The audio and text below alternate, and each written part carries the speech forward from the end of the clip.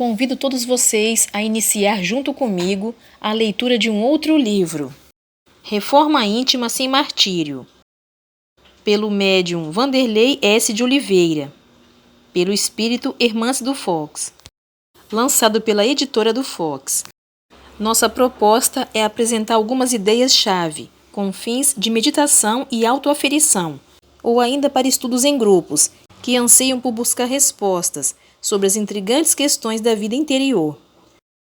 Se não entendermos realmente a razão de nossas atitudes, não reuniremos condições indispensáveis para o serviço renovador de nós próprios. Hermance do Fox.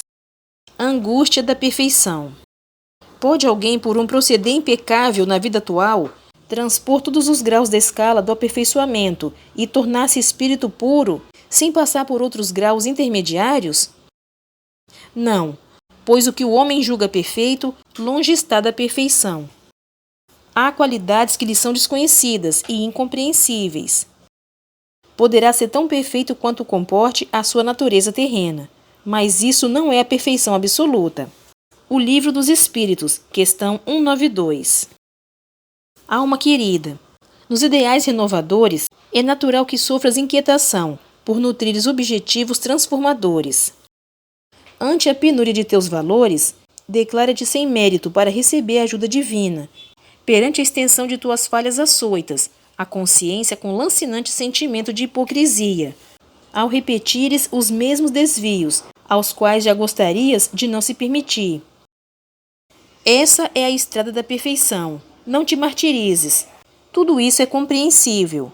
Parte integrante de quantos se candidatam aos serviços reeducativos de si próprios. Portanto, não sejas demasiadamente severo contigo. Sem lástima e sem censura, perdoa-te e prossegue sempre. Confia e trabalha cada vez mais. Por mais causticantes as reações íntimas nos refolhos conscienciais, guarda-te na oração e na confiança, e enriqueça tua fé nas pequenas vitórias. A angústia da melhora é impulso para a promoção. O remédio salutar para amenizá-la é a aceitação incondicional de ti mesmo, aceitando-te humildemente como és e fazendo o melhor que possas. Vitalizar-te-á com mais fortes apelos interiores para a continuidade do projeto de melhoria e corrigenda. Por outro lado, se te punes, estarão assinando um decreto de desamor contra ti. Afeiçoa-te com devotamento e sensatez ao exercício que te são delegados, pelas tarefas renovadoras do bem, aprimorando-te em regime da vigilância e paciência. Sem alimentar fantasias de saltos evolutivos, dá um passo atrás do outro. Sem ansiar pela grandeza das estrelas. Ama-te na condição de singelo pirilampo, que esforça por fazer luz na noite escura. Faça as pazes com tuas imperfeições. Descubra tuas qualidades, acredite nelas e coloque-as a serviço de suas metas de crescimento. Essa é a fórmula da verdadeira transformação. O tempo concederá valor e experiência a teus esforços, ajustando teus propósitos aos limites de tuas possibilidades, libertando-te da angústia que provém dos excessos. Caminha um dia após o outro, na certeza de que Deus te espera sempre, com irrestrito respeito pelas tuas mazelas, guardando o único direito de um pai zeloso e bom, que é a esperança de que amanhã seja melhor que hoje, para a tua própria felicidade. Hermance do Fox. Prefácio. Uma palavra inspiradora. Porque não faço o bem que quero, mas o mal que não quero, esse eu faço. Paulo de Tarso. Romanos capítulo 7, versículo 19. Uma pergunta jamais deverá deixar de ser o centro de nossas cogitações nas vivências espíritas. Em que estou melhorando? Ter noções claras sobre as conquistas interiores, mesmo que pouco expressivas, e valoroso núcleo mental de motivação para a continuidade da empreitada da renovação. Por sua vez, não dá valor aos passos amealhados e permitir a expansão do sentimento de impotência e menosprezo aos esforços que já temos encetado. Como seria justo, os irmãos na carne poderiam indagar. Como adquirir então essa noção clara sobre a posição espiritual de cada um? considerando o tamponamento do cérebro físico. A única postura que nos assegurará a mínima certeza de que algo estamos realizando em favor de nossa ascensão espiritual, na carne ou fora dela, é a continuidade que damos aos projetos de renovação que idealizamos. Os obstáculos serão incessantes até o fim da existência. Não nos competindo nutrir expectativas com facilidades, mas sim a coragem e o otimismo indispensáveis para vencer um desafio após o outro. Que a esperança não desfaleça diante desse prognóstico.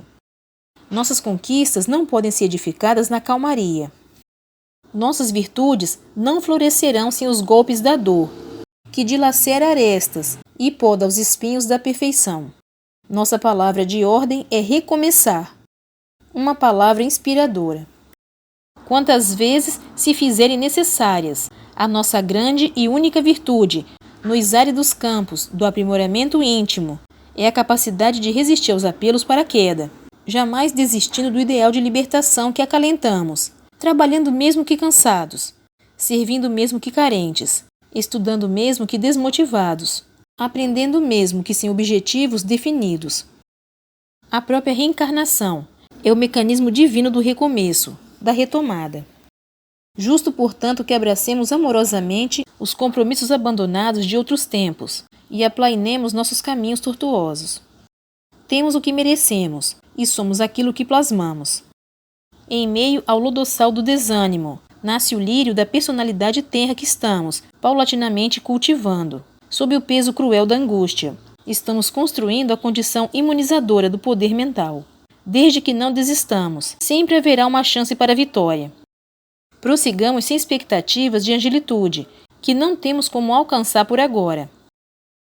Não ser o que gostaríamos é o mais alto preço atributado àquele que optou pelos descaminhos do egoísmo. Essa também é a maior tormenta para todos os que almejam uma melhoria de si mesmo. Nisso reside o drama anterior, narrado por Paulo de Tarso. Porque não faço o que quero, mas o mal que não quero, esse eu faço.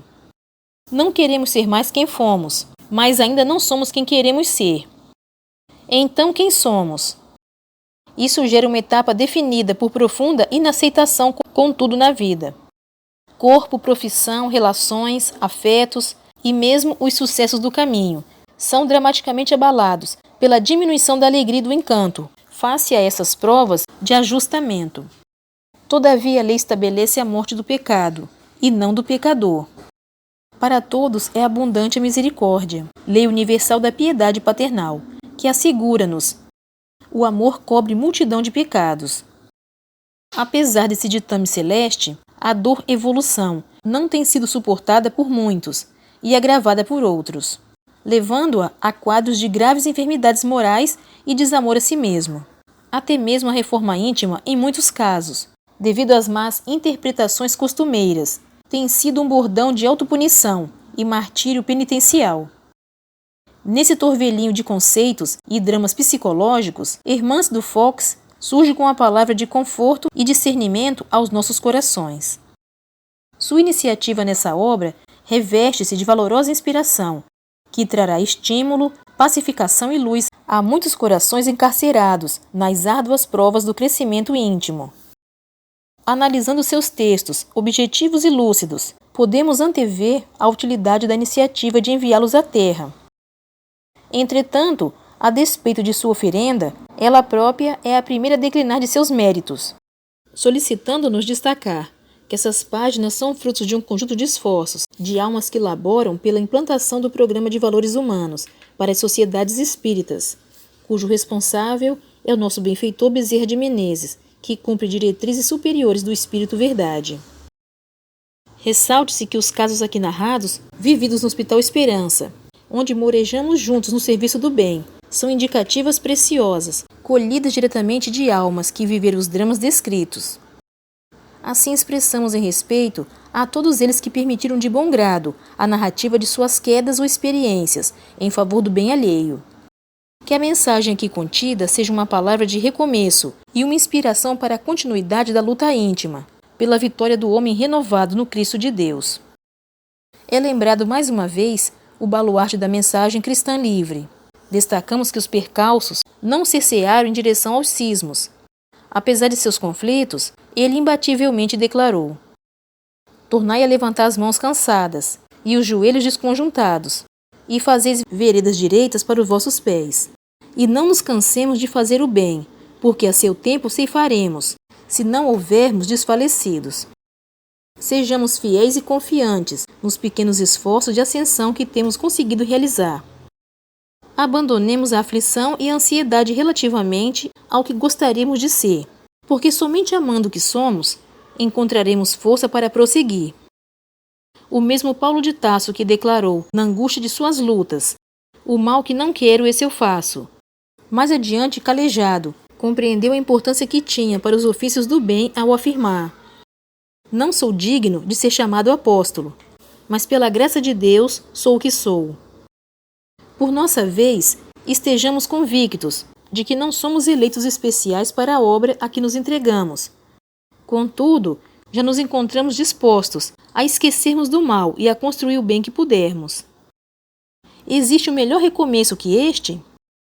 Cícero Pereira, Belo Horizonte, Minas, 9 de março de 2003. Consciência de si. Em princípio, o homem que se exalça, que ergue uma estátua à sua própria virtude, anula só por esse simples fato todo o mérito real que possa ter. Entretanto, que direi daquela cujo único valor consiste em parecer o que não é? Admito de boa mente que o homem que pratica o bem experimenta uma satisfação íntima em seu coração, mas desde que tal satisfação se exteriorize, para colher elogios, degenera em amor próprio. François Nicolas Madeleine, Paris, 1863. Capítulo 17, item 8 do Evangelho segundo o Espiritismo. Estudiosos discípulos do Espiritismo propôs-nos a seguinte indagação: que revelações novas teriam os amigos espirituais em favor do aperfeiçoamento interior nessa hora de tantas lutas na humanidade? Em resposta a seu pedido sincero de aprender, exaramos os textos aqui discorridos. Não constitui novidades, e sim um enfoque prático para ver as questões morais, que absorvem quantos anseiam pela melhora de si mesmo. Nossa proposta é apresentar algumas ideias-chave, com fins de meditação e autoaferição, ou ainda para estudos em grupos que anseiam por buscar respostas sobre as intrigantes questões da vida interior. Se não entendermos realmente a razão de nossas atitudes, não reuniremos condições indispensáveis para o serviço renovador de nós próprios. A capacidade de administrar um mundo objetivo torna-se cada dia mais precisa e rica de tecnologia para melhor eficácia nos estudos. Todavia, a inabilidade na gerência do mundo íntimo é comprovada a todo instante pelos atestados de descontrole e insatisfação que o homem tem demonstrado em sua vida pessoal. Homens vencedores edificam pontes maravilhosas que se tornam cartões postais no mundo inteiro. Porém, nem sempre dominam a arte de construir um singelo fio de atenção que possa estabelecer uma ponte entre ele e seu próximo, diminuindo a distância que os separa. Cirurgiões habilidosos transplantam órgãos sensíveis com precisão e controle nos dedos, e, no entanto, constantemente desequilibra-se quando o pequeno talher escapa das singelas mãos de seu rebento, gerando perturbação e mal-estar na prole. Se o cerne da proposta educativa do Espiritismo é a melhoria espiritual pela reforma íntima, essa, por sua vez, tem objetivo elementar: libertar a consciência dos grilhões do ego, para que possa brilhar com exuberância, sem as sombras que teimam em buscar-lhe. Travamos, ao iniciar a renovação de nós mesmos, uma batalha entre o ego e a consciência, nos rumos da conquista do self definitivo. Reforma íntima. Eis o termo predileto dos adeptos do Espiritismo no vastíssimo repositório de assuntos elevados que nos desafia o entendimento, sob a ótica do espírito imortal. Apesar de sua predileção, constata-se que a assiduidade com a qual é tratada não lhe tem garantido noções mais dilatadas, que permitam o esforço consciente na transformação da personalidade humana. Nessa ótica, exaremos alguns conceitos que merecem ser resgatados no seu melhor entendimento. Uma é normal, construção gradativa de valores, a solidificação de qualidades eternas. Uma normal proposta de plenitude e não de derrotismo. É fazer mais luz para varrer as sombras, Muitos, porém, acreditam que luz se faz extinguindo as trevas. É a formação do homem de bem.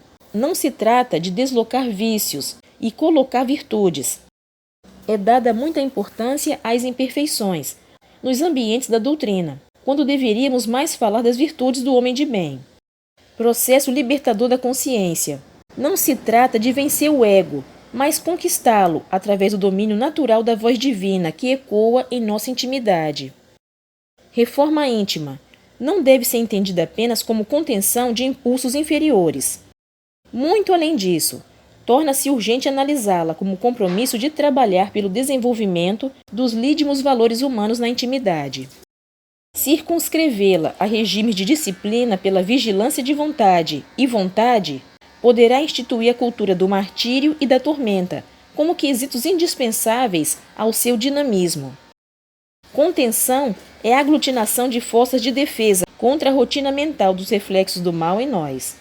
Todavia, somente a edificação da personalidade cristã, pródiga de qualidades morais nobres, permitirá a paz interior e o serviço de libertação definitiva para além muros da morte corporal. Por essa razão, entre os seguidores da mensagem espírita, urge difundir noções mais lúcidas sobre o nível de comprometimento a que devem se afeiçoar todos os seus aprendizes. Apenas evitar o mal não basta. Imperioso fazer todo o bem ao nosso alcance. A reforma de profundidade exige devoção integral aos deveres da espiritualização, onde quer que estejamos, criando condições para vivências íntimas que assegurem comoções afetivas, revitalizadoras e motivadoras, a rumos mais vastos na ação e na reação. É a criação de condicionamentos novos elevados. Assim como o corpo não extirpa partes adoecidas, mas procura harmonizá-las ao todo, a alma procede seu crescimento dentro do princípio de reaproveitamento de todas as experiências infelizes. Quem busca o aprimoramento de si mesmo tem como primeiro desafio o encontro consigo. A ausência de ideias claras sobre nós próprios constitui pesado ônus a ser superado, o qual tem levado corações sinceros e bem-intencionados a dolorosos conflitos mentais com a melhora individual, instaurando um doloroso processo de martírio a si mesmo. Não existe reforma íntima sem dores, razão pela qual será oportuno discernir as dores do crescimento e quais são as dores que decorrem de nossa incapacidade em lidar com as forças ignoradas da vida subjetiva em nós mesmos. A distinção entre ambas tornará nosso programa de melhoria pessoal um tanto mais eficaz e menos doloroso. Fala-se muito do homem velho e quase nada sobre como consolidar o homem novo. Dominados pelo mau hábito de destacar suas doenças espirituais, criou-se um sistema neurótico de supervalorização das imperfeições morais, que tem conduzido muitos espiritistas à condição de autênticos hipocondríacos da alma. Conter o mal é parte do processo transformador. Construir o bem é a etapa nova que nos aguarda. Bem além de controle, educação. Acima de disciplina com inclinações, desenvolvimento de qualidades inatas. Maturidade pode ser definida pela capacidade individual de ouvir a consciência, em detrimento dos apelos do ego. Quanto mais fizermos isso, mais seremos maduros e libertos. A saúde é estar em contato pleno com a consciência, e a doença é a escravidão ao ego. Reformar-se é tomar consciência do si mesmo, dar perfeição latente à qual nos destinamos. Em outras palavras, estamos enaltecendo o ato da autoeducação. Foi o notável Jung que afirmou: até onde discernir? O único propósito da existência humana é acender uma luz na escuridão do mero ser. Imperioso que acendamos essa luz, a luz que promana da autocrítica, sem a qual não nos educaremos. Como exercer um juízo crítico honesto, sem o conhecimento das artimanhas da velha personalidade que geramos? Senso crítico é, portanto, um dos pilares essenciais para a formação da autoconsciência, o qual nos permitirá desvendar as trilhas em direção aos tesouros divinos incrustados em pleno coração dessa selva de imperfeições que trazemos dos Evos. Apresentamos nessa obra alguns mapas para devassarmos essa selva com segurança. rotas para velhos temas morais, já conhecidos de todos nós. Os espiritistas, mas que nem sempre conseguimos trazê-los para a intimidade no atendimento satisfatório do anseio exuberante que espraia de nossas almas na construção da personalidade nova. De certo, como todo mapa, os caminhos para se atingir o destino são variados e pessoais, conforme a ótica e a escolha de cada qual. E por esse motivo, entregamos todas as nossas abordagens com total despretensão quanto a resultados. Todavia, como a peregrinação pelos vales sombrios da nossa intimidade é repleta de imprevistos e ciladas, não abdicamos da palavra clara e sincera, acrescendo alguns exemplos de histórias dolorosas de quantos foram iluminados pela luz da doutrina espírita, sem iluminarem a si próprios com a luz da experiência e da renovação. Jamais moveu-nos a intenção de que nossas considerações aqui exaradas pudessem construir um roteiro de orientação ou uma tese didática sobre o assunto com o objetivo de traçar normas de conduta. Para nós não ultrapassam a condição de sugestões para diálogo em grupo ou meditações individuais. Nossos textos são início de conversa, um ponto de partida para que vós outros na Terra empreendam a discussão livre e salutar sobre os caminhos da transformação humana, à luz do Espírito imortal. Nosso coração estará sempre onde existirem os colóquios francos e produtivos acerca deste tema. Sem pessimismo algum, mensurar a condição pessoal sem conhecimento pleno das histórias contidas em nossas fichas reencarnatórias é quase sempre proceder a uma análise míope das condições espirituais autênticas que cercam nosso trajeto nos milênios. Por isso palpitam muitas ilusões no terreno da nossa luta reencarnatória, na carne ou fora dela.